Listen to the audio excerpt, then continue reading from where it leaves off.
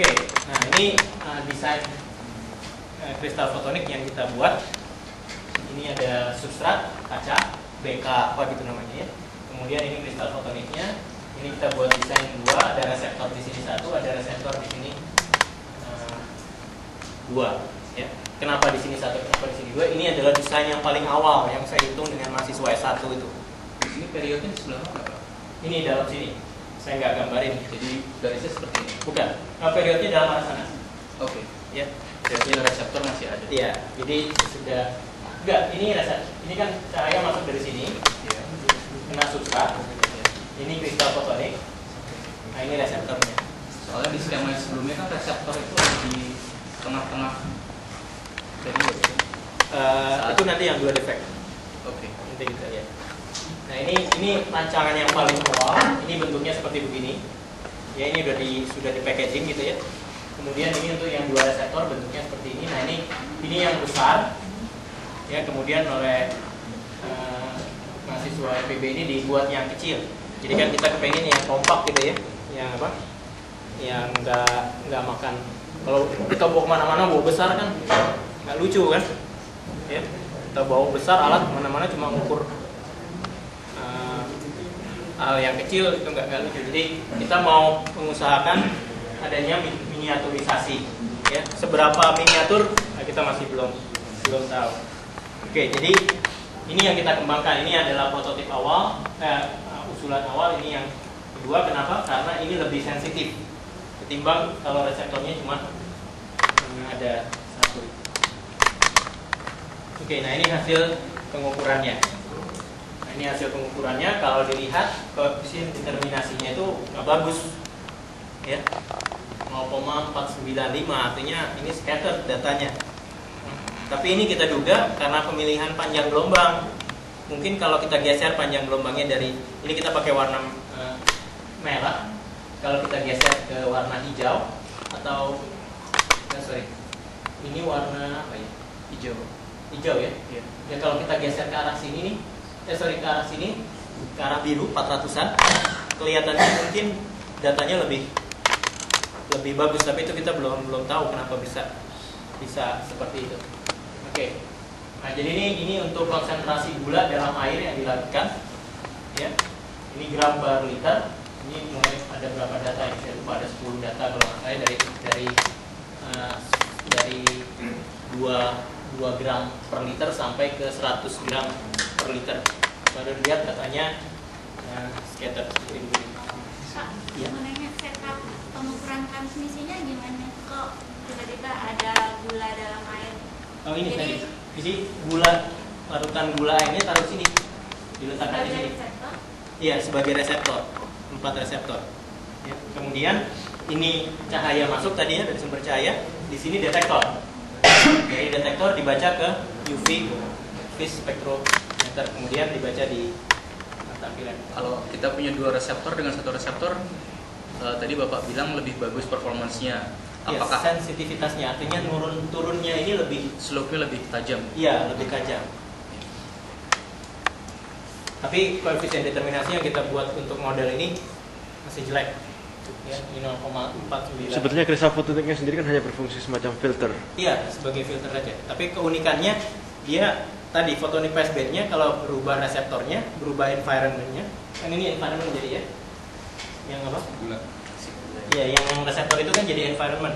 Kalau environment-nya berubah, photonic passband-nya berubah. Itu yang Ada panjang gelombang yang dipas oleh ya sebetulnya kristal fotoniknya itu kan. Sebetulnya saya bisa milih mau panjang gelombang di sini atau di sini sama aja. Ya, cuma Jadi itu yang diukur. yang diukur ya. Yang ini adalah posisi. Sorry, ini adalah posisi ini. Nah, ini yang turun kan?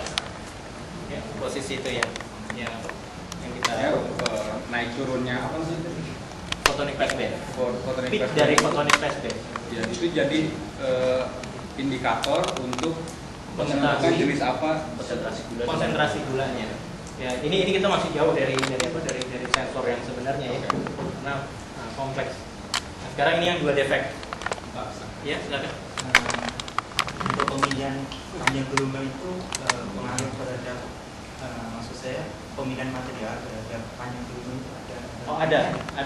Jadi Karena kalau kita mau mengambil panjang turbin tersebut pengaruh terhadap materialnya juga yang kita. Iya. Kita mencapai photonic passband di posisi 480-an itu setelah kita melakukan pengukuran. Sebelumnya kita membuat model dulu kan. Kita punyanya material apa nih di pabrik, di perusahaan itu. Terus kita mau membuat panjang optiknya berapa? Ya, semuanya kita buat berdasarkan quarter wave stack. Artinya panjang optiknya itu lambda operasional per 4 gitu ya. Kemudian kita lihat, kita ukur, ternyata passbandnya ada di titik ini dan itu sesuai dengan simulasi numerik yang kita buat. Jadi kita mulai dari simulasi numerik dulu, ya, dengan menyesuaikan pada jenis material yang kita punya. Terus cocok. So far sih cocok. Ya minimal bahwa dia benar-benar naik turun, ya kan? Oke, ini yang dua defek. Ini ada defek yang pertama, ada defek kedua. Nah ini yang sekarang jadi reseptor. Ini jadi reseptor. Ini ada photonic crystal lagi. Di sini ada photonic crystal dan photonic crystal. Dan berdasarkan publikasi yang kita lakukan di Japanese Journal of Applied Physics, itu harus memenuhi kaidah N tambah M sama dengan L supaya kita mendapatkan peak yang maksimum. Ya. Kalau kita nggak mau dapat peak yang maksimum juga nggak kenapa-napa, cuma masalah selera aja di sini. Kita pengennya yang maksimum, kan kita pengen jadi bangsa yang bukannya kalau maksimum jadi lebih sensitif gitu Pak? Atau enggak juga? Yang kita amati nggak harus. Tapi memang kalau peaknya yang paling tinggi, intensif pembacanya lebih mudah. Ya. Oke, nah ini kita pakai simulasi, satunya 2,1. Ini bukan simulasi, ini fabrikasi ya. 2,1 sama 1,3,8, B1 ini 0,25 mikrometer.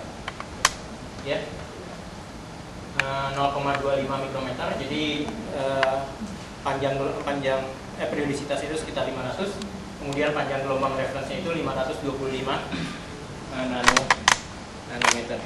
Nah, ini hasil pengukurannya. Hasil pengukurannya itu ini transmitansi dari peak tadi.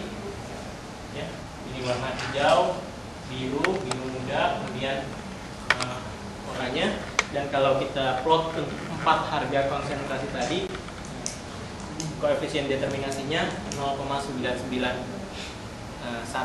Ya. Jadi kita cukup optimis kalau ini bisa menjadi sebuah sensor konsentrasi gula.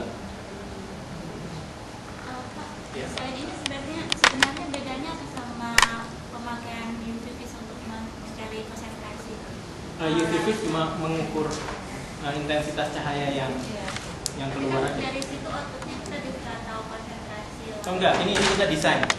Ya, jadi dari awal kita udah desain bahwa kita buat konsentrasi 20 gram per liter, 40 gram per liter, 60 gram per liter, terus kita baca keluaran dari UV-vis-nya kayak gimana. Nah, ternyata keluaran dari UV-vis-nya itu ya linear seperti begini. Kalau misalnya Bapak memakai UV-vis untuk memvisualisasikan data dari kristal fotonik ini,